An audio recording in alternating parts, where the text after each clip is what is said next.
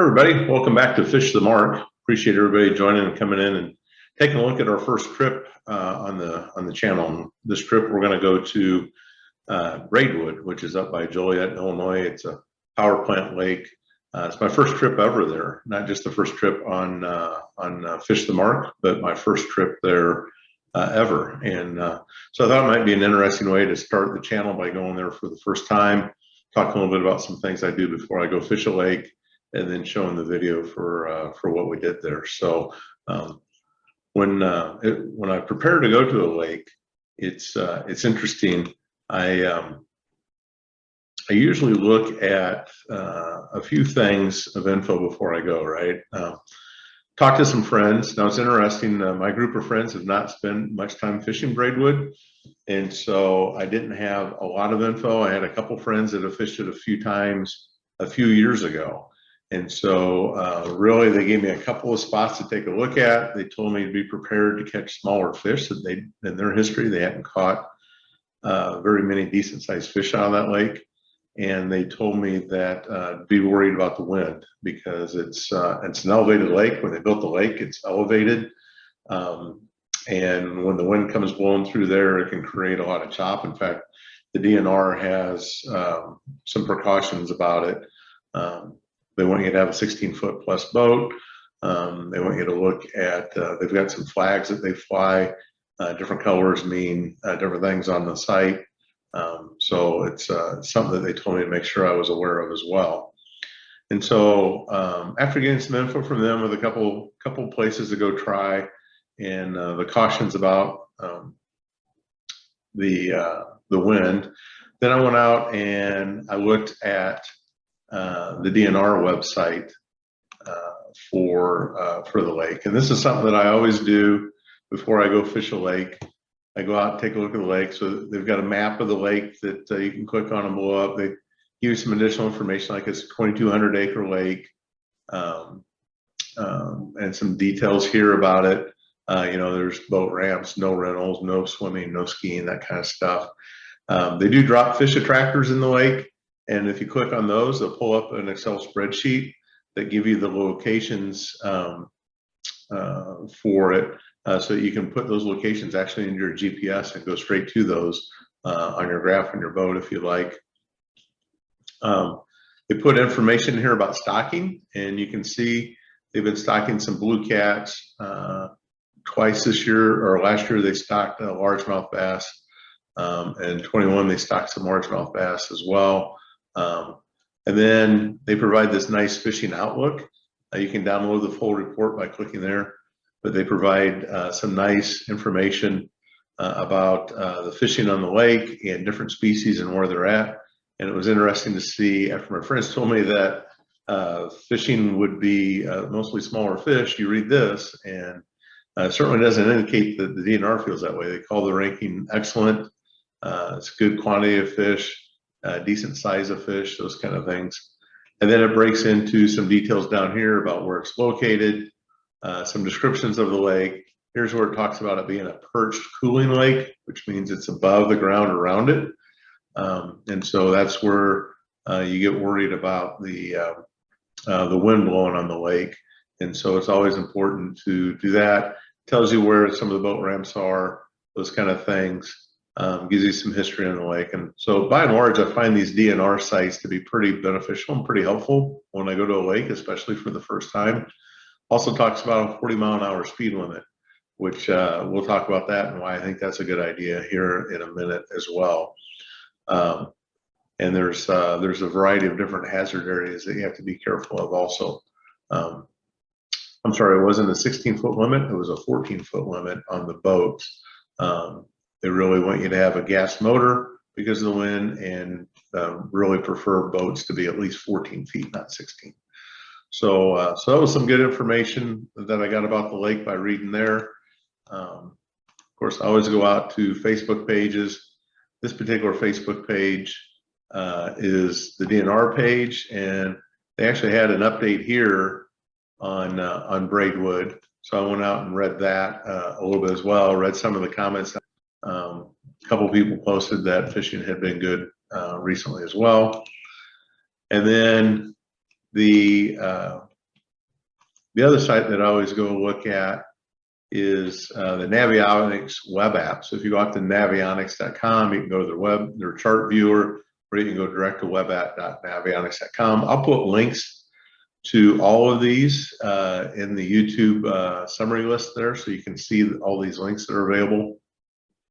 But you can see this is the lake, and there's some restricted areas. You can't go up here and fish. Right here is the beginning restricted area, and all of this is restricted and off limits as well to boats. There's two ramps, one on the north end and one on the south end down here. I ended up choosing to put it on the south end because the wind was coming out of the southwest that day. And based on all the precautions about the wind, I thought putting it in the south would make it easier to put in by myself. Since it was just Belle and I going fishing that day. Turns out the wind wasn't all that bad. There were probably only 3 or 4 boats that went out of the south all day. The north access had probably 20 or 25 boats that went out of it the day that I fished, which was November 16th, which was the day before they closed for the season that I went and fished. At least I believe that was the date, but it was definitely the day before they closed. They closed every fall for duck season. And so went the day before they closed. One of the things when you look at this lake, you see these areas here. These are actually islands that are out in the lake that you have to boat around. And so I think that 40-mile-an-hour speed limit is a really good idea. There's some narrow paths that you're going through here, and it really makes sense to keep your boat speed down as you're navigating those. And so I was really thought that was a good idea. The other thing that's interesting about this lake is you see it'll be 5 feet and 15 feet with drop-offs to 30 feet in random places, and then it'll go back up to 5 feet. There's a lot of those types of undulations in the bottom. I believe there were strip pits and strip mines that were here that ultimately they filled in and dug out when they made the whole lake, and that created this kind of undulating bottom, which would be really interesting to spend more time exploring. I didn't have the time. I only fished the lake for about 5 or 6 hours the day that I went up there. But I think over time it would be really interesting to explore those and getting more into what each of these drop-offs are like and where the fish might be holding on. The other thing that's interesting about the Navionics web app is as people put edits in, they can put in comments and make those public. So some of these comments about bass and walleye and crappie and stuff are places that people may have caught those in the past. And so those things kind of show up as public edits sometimes for you to take a look at. Now, some of my friends had told me that this particular area here had some particularly, had fishing been successful for them in the past. It's interesting because it does, when you go into that area, it's shallow in the mouth, deepens up in the back, and the water in the back is about 5 or 6 degrees colder than the rest of the lake. So I did go in there. I had a few hits. Most of them felt like small fish. I had one bass on that I lost, but I didn't really catch anything else in there. But it is a really interesting area. There's a lot of these little areas like that to go explore. Most of them are pretty shallow all the way through. This was one that was deeper in the back end. And so the other thing that's interesting is that there's areas where the current kind of gets condensed down and gets stronger. And so I believe the hot water comes out of here, comes around, comes up, comes through here, comes around, and then goes back in. This is the cold water intake.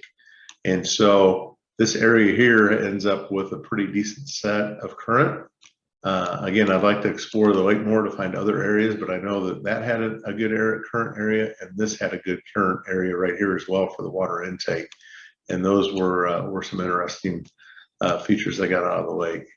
So then after I kind of explore the Navionics page, and I tend to go through and identify some areas I want to try to fish. And so those 2 current areas were both areas that I wanted to try. Then it's then it's time for me to go out and start fishing the lake. And so this is the path that I ended up fishing that day. Like I said, I had about 5 hours.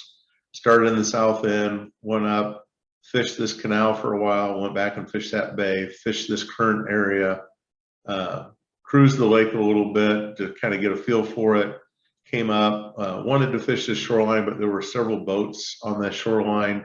There's a water discharge there that looked intriguing to me as well. But again, there were boats all over that shoreline. So I came over and I fished this shoreline here, fished the entry before the buoys here, came back and hit a couple of these areas through here, very shallow areas and through there. And then I wanted to try to get into the rearing pond here. You have to be very careful. There's a lot of rocks and very shallow water all through this portion here to get in. I think probably the best way to get in would have been right through here. But again, there were 5 or 6 boats in here fishing. So I ended up not going in there. I fished the outer edge where the rock piles and stuff were, but ended up not going into those rearing ponds. So that's something else I'd like to do in the future, is go fish that. And so that was, and then went back and put the boat on the trailer. So that was our trip to Braidwood. We ended up catching, Belle and I ended up catching quite a few fish. I think we caught 14 bass during the day. So I think we'll go through and show some of the videos of the fish that we caught and where we caught them at and what we caught them on. So the first fish that we caught, I'm going to go to a screen that doesn't have the red lines over it. The first fish we caught was right here in this current area. And so I think we'll go take a look at that fish now and what we caught there.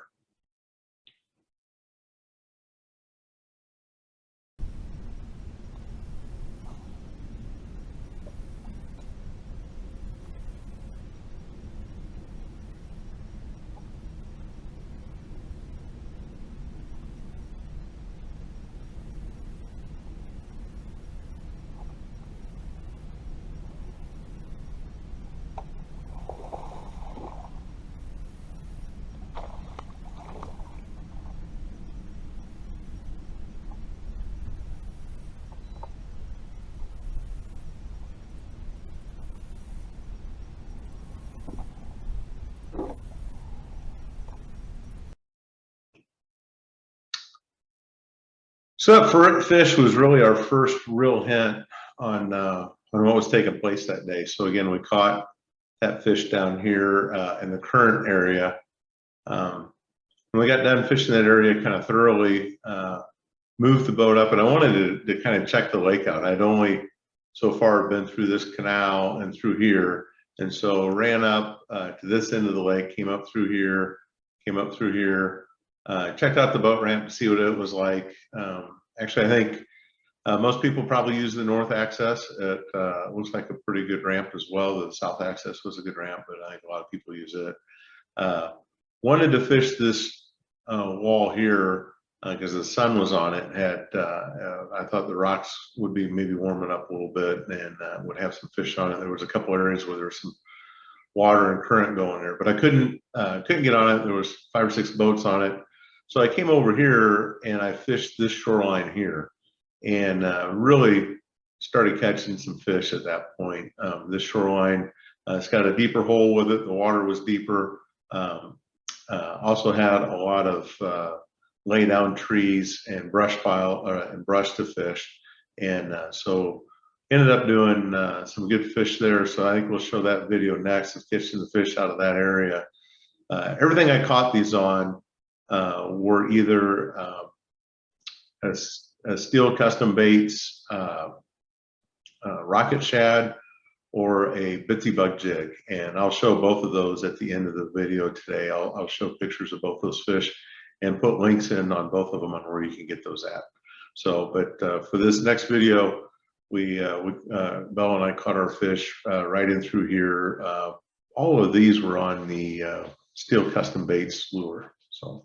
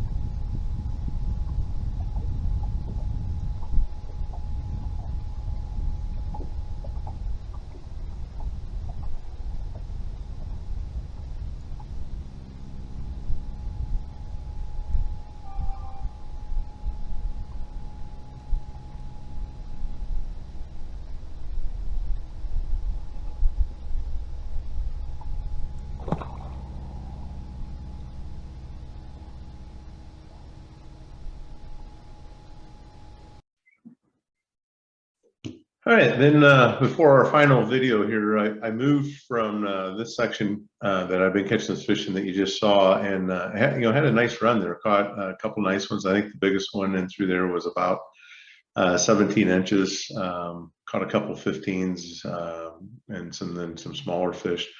Moved over here to this section right here just before the buoy and the no entrance area, and found an area that kind of combined my first two areas. So I found the current from the first area and found the brush and some trees from the second area, and put that together, and missed a big one. You'll see a little bit of that in the video where I was awfully upset. I saw enough of the fish to know that it was a 4+ that I missed, and then caught several other fish right in through there. It's kind of a magic little 10 or 15 minutes in that one spot, maybe half hour in that spot, where I caught quite a few fish. And so I've got some of those fish recorded as well, and we'll show that to you. And then after that video, we'll come back and show you the baits that I was using. So.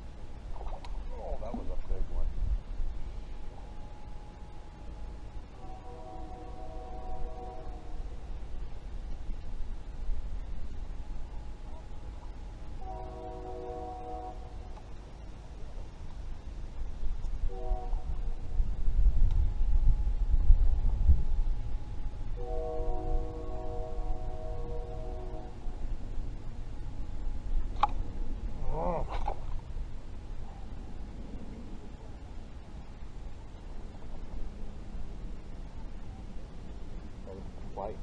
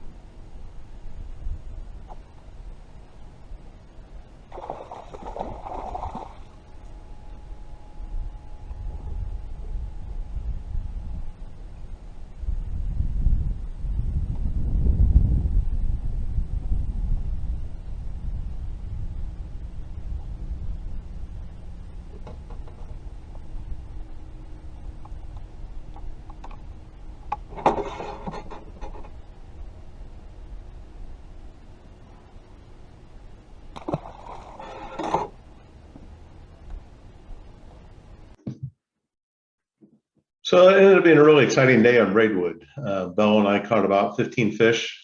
Biggest one was about 17 inches. We also caught, I think, 5 in total that were over 15 inches.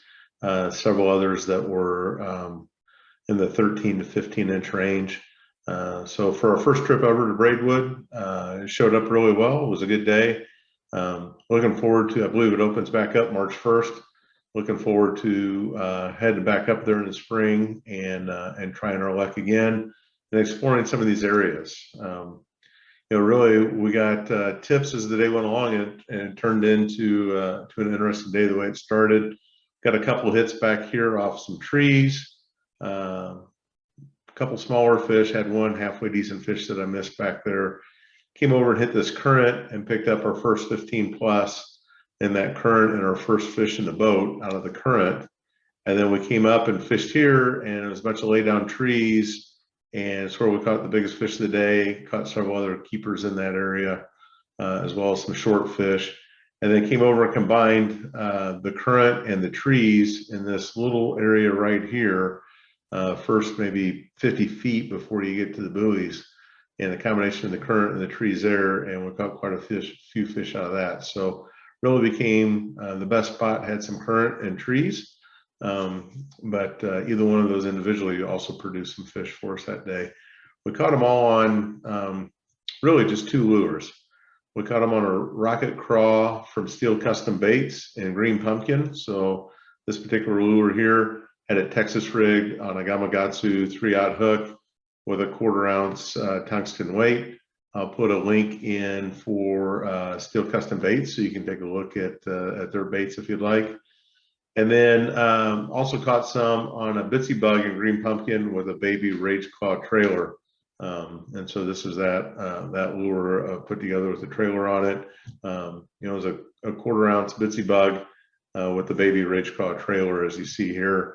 And I'll put some links in on some places you can buy those. Try to support local lure manufacturers, excuse me, and local bait shops. So you'll see preference for those in the links that I put into the YouTube channel, but I'll put links in for both of these into there. I really appreciate you coming in, taking the time, learning a little bit about Braidwood Lake, and taking a look at the videos. Interested in getting your feedback on either this video or future videos you'd like to see us do. If you could please subscribe to the channel, give a thumbs up if you enjoyed the video, and if you have some ideas on what you'd like to see further, put that in the comment section. Again, thank you very much, and appreciate you taking a look at episode 2, Braidwood Lake. Thank you.